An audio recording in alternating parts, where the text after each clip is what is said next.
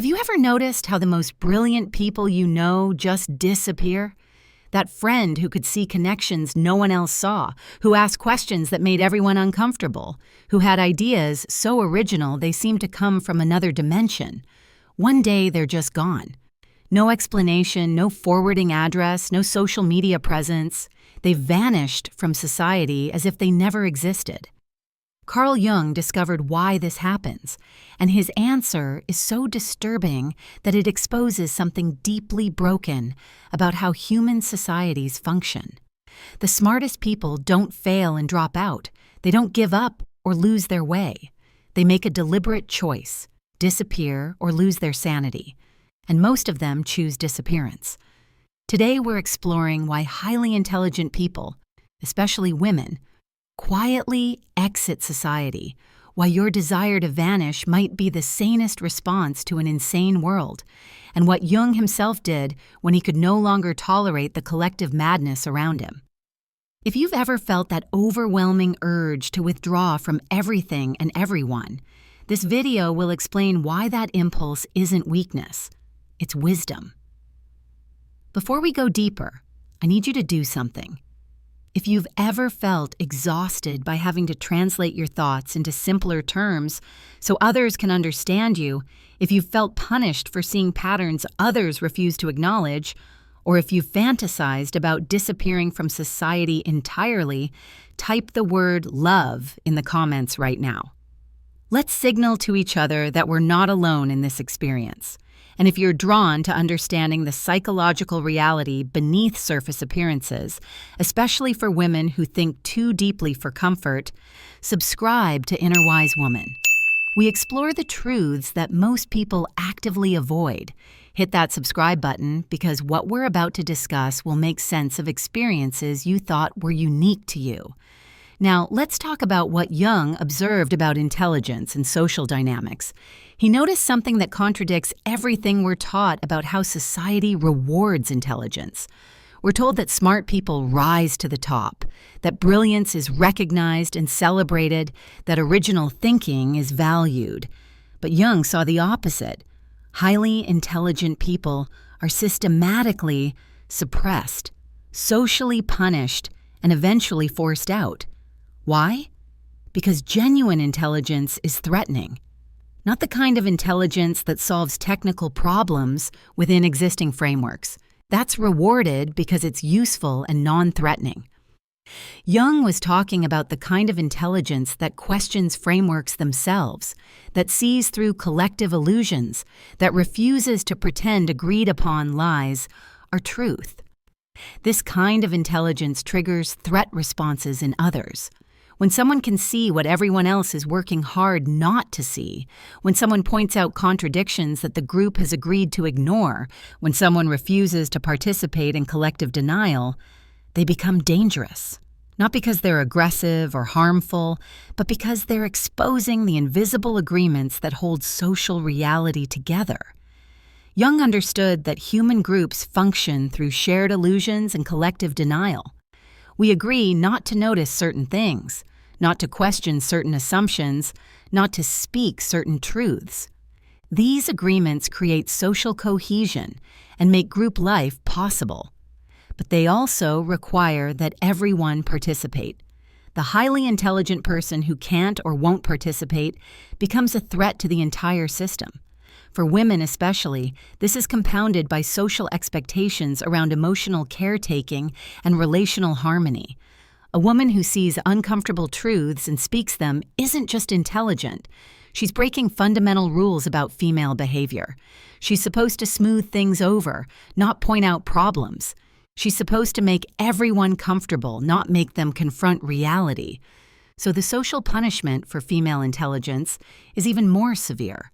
Jung identified what he called translation work that highly intelligent people do constantly, and this exhausting process is one of the primary reasons they eventually disappear. Translation work means taking your actual thoughts, complex, multidimensional, seeing connections across different domains, and reducing them to something digestible for people operating at different levels of abstraction. It's like trying to explain three-dimensional reality to people who only perceive two dimensions. You can't just share what you're seeing. You have to figure out how to flatten it, simplify it, remove most of the nuance and depth, and present it in terms that won't overwhelm or threaten. Every conversation requires this exhausting process of dumbing yourself down while making it seem natural and effortless. And here's what makes it unbearable. You're doing this translation work all day, every day, in every interaction. At work, you're simplifying your ideas so they sound conventional enough to be accepted. In social situations, you're monitoring how much intelligence to display so you don't intimidate or alienate people. In relationships, you're managing how much of your actual thinking to reveal so you don't seem too intense or too much. This constant self-editing and self-suppression is psychologically devastating. You're essentially performing a simpler version of yourself in every moment, never getting to exist as you actually are. The cognitive load of maintaining this performance while also doing the actual thinking and perceiving you're doing naturally, it's crushing. And over time, highly intelligent people reach a breaking point where they simply can't do it anymore. Jung noticed that intelligent people reach this breaking point and face a choice: continue the performance and lose yourself completely, or withdraw from situations that require the performance. Most choose withdrawal. They quit jobs that don't challenge them but require constant dumbing down. They end friendships that feel like exhausting acting exercises. They remove themselves from social contexts where they can never be authentic. This withdrawal is often interpreted as failure, depression, or social dysfunction. Family members worry. Friends feel abandoned. Society labels them as underachievers or dropouts. But Jung understood this withdrawal differently, as a healthy psychological boundary, a refusal to continue betraying your own intelligence and perception in order to make others comfortable. There's another reason intelligent people disappear that Jung identified. They see patterns others don't want acknowledged. They notice that the emperor has no clothes, that collective agreements are based on convenient fictions, that what everyone calls normal is actually insane. And when you see these things clearly, you face another impossible choice. Pretend you don't see what you see, or speak truth and face social annihilation. Most intelligent people try speaking truth first. They naively believe that if they just explain clearly enough, others will see what they're seeing.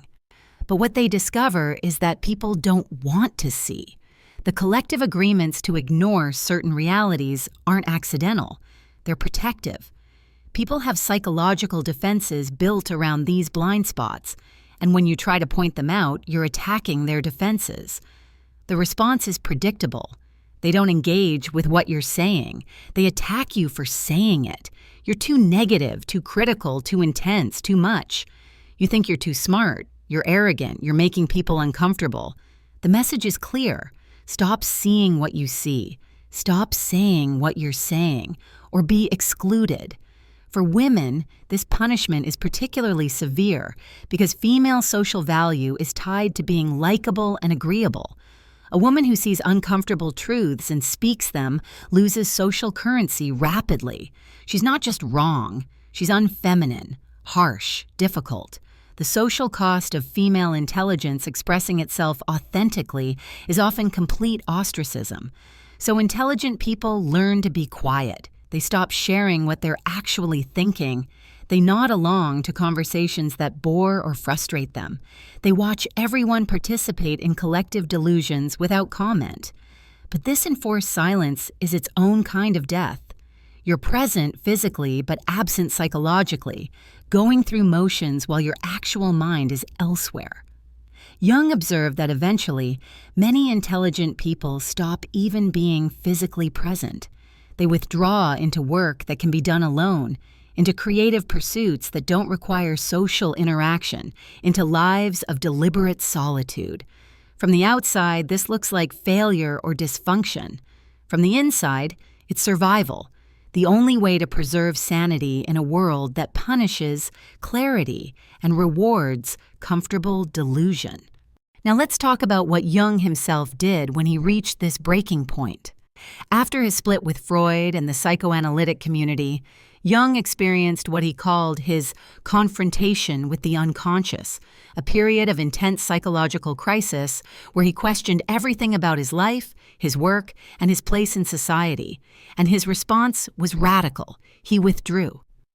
Jung built a tower in Bollingen, Switzerland, a stone structure without modern conveniences, where he could retreat from the demands of civilized society and exist in a more primitive, authentic way.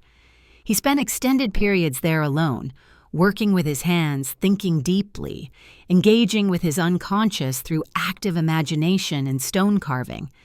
He called it his place of maturation, where he could be entirely himself without performance or translation.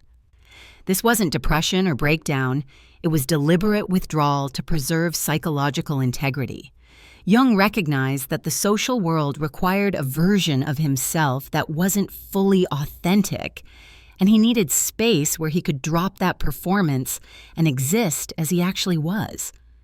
The tower became his sanctuary from the exhausting demands of being a public intellectual, a society figure, someone who had to make his profound insights palatable to people who wanted simple answers.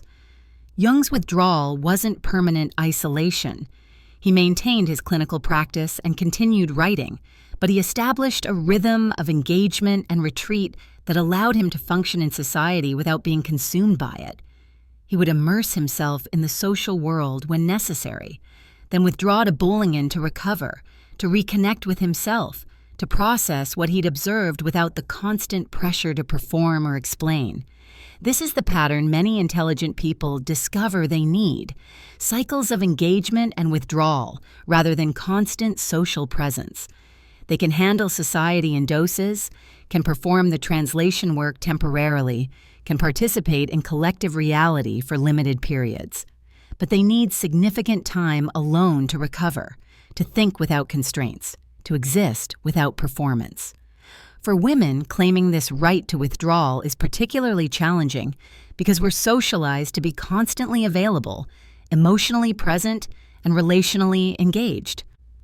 A woman who needs extended solitude to maintain her sanity is seen as cold, selfish, or damaged.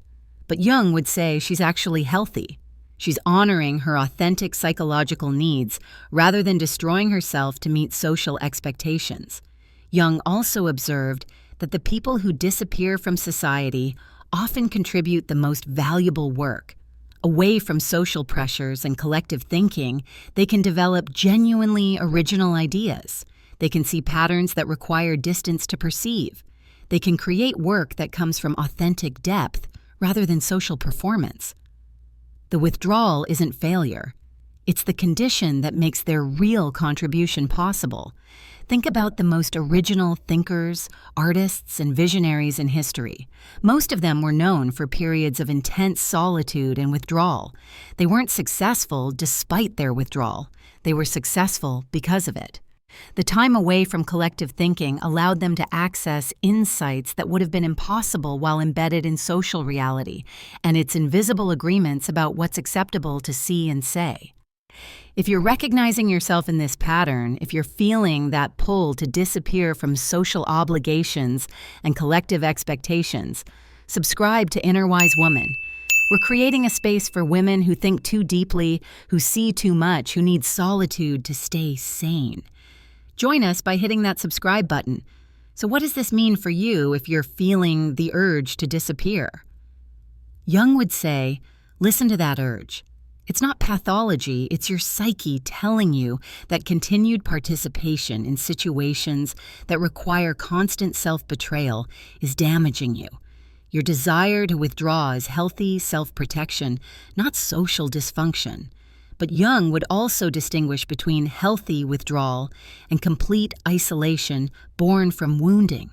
Healthy withdrawal is chosen, conscious, and serves your individuation, your process of becoming fully yourself.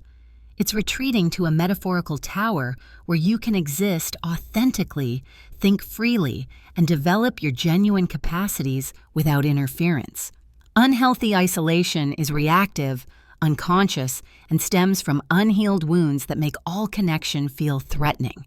Jung believed in the importance of selective relationship, finding the rare individuals who can meet you at your actual level of intelligence and depth, who don't require translation work, who value what you see rather than punishing you for seeing it.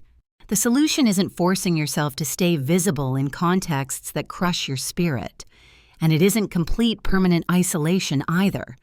It's developing the wisdom to know which situations and people deserve your authentic presence, and having the courage to withdraw from everything else. It's building your own version of Jung's tower, whether that's literal physical space or psychological boundaries that protect your inner world from constant invasion. Your intelligence isn't the problem. The exhaustion you feel isn't weakness. Your desire to disappear isn't dysfunction. You're responding sanely to a social world that structurally cannot accommodate genuine depth of thought and perception. And your withdrawal, if done consciously, might be exactly what allows you to preserve your sanity and eventually contribute what only you can see and create.